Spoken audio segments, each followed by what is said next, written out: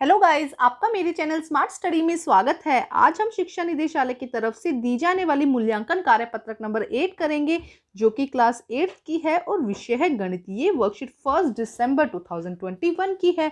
तो आइए शुरू करते हैं आज की वर्कशीट। आज की कार्यपत्रक 20 मार्क्स की है और इस कार्यपत्रक में 10 प्रश्न दिए गए हैं और उनके प्रश्न के अंक जो है उनके सामने दिए गए हैं।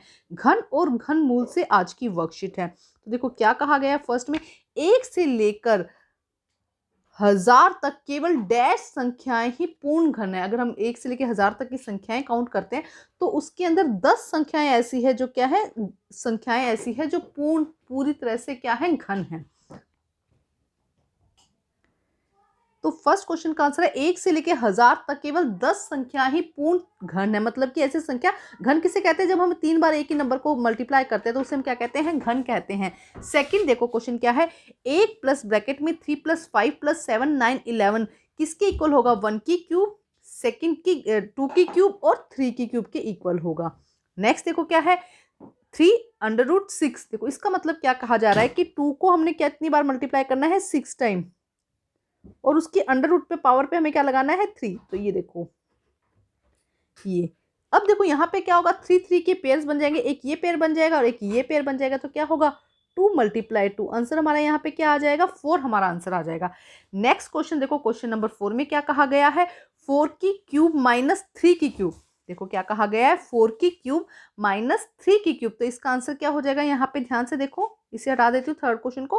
4 की क्यूब 4 + 3 × 3 × 3, ये यहाँ पे इसका आंसर हो जाएगा। अब देखते हैं क्वेश्चन नंबर 5, निम्नलिखित में से कौन सी संख्या पूर्ण घन है। तो देखो इसमें क्या होगा, ध्यान से देखो, एक यही संख्या कितनी, 7 की घन है, ठीक है। तो बी आंसर यहाँ पे क्या हो जाएगा, करेक्ट हो जाएगा।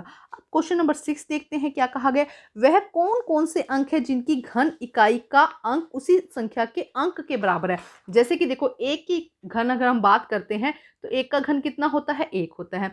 उसके बाद अगर हम 4 की बात करते हैं तो 4 का घन कितना होता है। देखो 4 को 4 से गुना किया, 4 × 4 × 4 तो कितना हो जाएगा, 64। यहाँ पे ये कह रहा है कि देखो यहाँ पे भी घन इकाई अंक सेम है, यहाँ पे भी इकाई का अंक सेम है। तो इसका आंसर देखते हैं क्या होगा। पहले क्वेश्चन समझ लिया हमने, अब हम इसका आंसर देखते हैं। इसका आंसर देखो क्या होगा, 0 1 4 5 6 और 9, ये ऐसे नंबर हैं जिनकी घन क्या होती है, घन का जो इकाई अंक है वो सेम होता है। अगर एक का हम इकाई करेंगे, एक को अगर 3 बार गुना करते हैं तो कितना आता है, 1 ही आता है। 4 को अगर 4 बार गुना करेंगे, 3 बार गुना करेंगे तो 64 आएगा। तो इकाई अंक में देखो कितना आ रहा है, 4 ही आ रहा है ना। इसी तरह 5 को करेंगे तो 125 आएगा। तो लास्ट में कितना आया, 5 ही आया, है ना। तो ये है घन के इकाई अंक, ठीक है। और 6 को 3 बार करेंगे तो 216 आएगा, ठीक है। तो इस बात का ध्यान रखिएगा कि यहाँ पे कौन कौन से नंबर है, ये नंबर पूछे गए हैं आपके आंसर में। 1 0 1 4 5 6 9 ये अंक है जिनके इकाई अंक भी क्या होते हैं, समान होते हैं घन के। अब देखते हैं क्वेश्चन नंबर 7, वह छोटी से छोटी संख्या बताओ जिसको 72 से गुना करने पर वह पूर्ण घन बन जाए। तो इसके लिए क्या किया जाएगा, देखो 72 का पहले हम क्या करेंगे, फैक्टराइजेशन करेंगे, उसके गुणनखंड करेंगे। तो आइए करते हैं इसको सोल्व। अगर आप यहाँ पे ध्यान से देखोगे तो हम क्या करेंगे, पहले 72 का गुणनखंड करेंगे। किस तरह से, 2 से करेंगे 36 आएगा, फिर 2 से करेंगे 18 आएगा, फिर 2 से करेंगे 9 आएगा, फिर 3 से करेंगे तो कितना आएगा। इस तरह से पहले हम गुणनखंड कर लेंगे। अब देखते हैं हम 72 को किस तरह से लिखा जाता है। देखो किस तरह से लिखेंगे, 2 × 2 × 2 × 3 × 3। अब हमें देखना है, परफेक्ट घन बनाना है हमें। तो एक तो यहाँ पेयर बन रहा है, लेकिन यहाँ पे 3 कितनी बार है, 2 बार है। अगर 3 कितनी, यहाँ पे 1 3 से और इसे गुना कर दे तो ये क्या बन जाएगा, एक परफेक्ट घन बन जाएगा। तो इसका आंसर क्या हो जाएगा, 3। वह कौन सी संख्या है जिसको 72 से गुना करने पर वह एक परफेक्ट घन बन जाएगा। तो आंसर क्या होगा, 3। अगर हम 3 को क्या करते हैं, गुना कर देते हैं 72 से, तो वह एक परफेक्ट घन बन जाएगा, ठीक है। अब देखते हैं नेक्स्ट क्वेश्चन। क्वेश्चन नंबर 8 में देखो क्या कहा गया है, रीना के गणित में 20 अंकों के यूनिट टेस्ट में जितने अंक मिले, रमेश को उससे दुगने अंक मिले और महिमा को उससे 3 गुने अंक मिले। तीनों अंकों का गुणनखंड 1296 है। रमेश, रीना और महिमा के यूनिट टेस्ट में कितने कितने अंक मिले। तो माना रीना को कितने मिले, x मिले, तो रमेश को कितने मिले, 2x मिले, और महिमा को कितने मिले, यहाँ पर 3x। ये हमने लगा दिया, हमने एक प्रश्न बना लिया।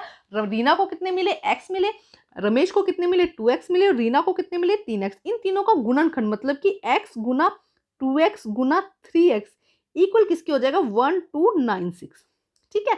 अब देखो क्या करेगा, इनको आपस में हम गुना करेंगे तो कितना होगा, 6x की क्यूब आ जाएगा, इक्वल किसकी हो जाएगा, 1296। ठीक है, तो आइए इसको अच्छे से सोल्व करते हैं।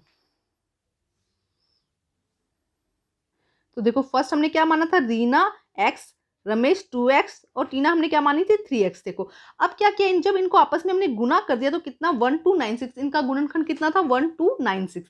अब देखो यहाँ पे क्या हुआ, 6x की स्क्वायर किसके इक्वल हो गया, 1296 के। तो अब ये 6 इस तरफ चला जाएगा तो आंसर कितना आ जाएगा, x की क्यूब किसके इक्वल आ जाएगा, 216 के। ठीक है, हमें पता है 216 किसकी क्यूब है, 6 की क्यूब है। ठीक है, तो ये क्यूब मतलब कि घन है, 6 की घन है, तो x इक्वल किसके हो जाएगा, 6 के। ये 3 से 3 आपस में कट जाएंगे तो x किसके इक्वल हो जाएगा, 6 के। अब हमारे पास में यहाँ x की वैल्यू आ गई। अब हमें 2x और 3x की वैल्यू निकालनी है। तो आगे देखो किस तरह से करेंगे, इसके अंदर ध्यान से देखो, x की वैल्यू यहाँ पे कितनी आई, 6। x की वैल्यू यहाँ पे कितनी आई है, 6 आई है। ठीक है, अब देखो क्या करना है, 2x की वैल्यू कितनी हो जाएगी, 2 × 6 इक्वल 12 आ जाएगा। और 3x की वैल्यू कितनी हो जाएगी, 3 × 6 इक्वल 18।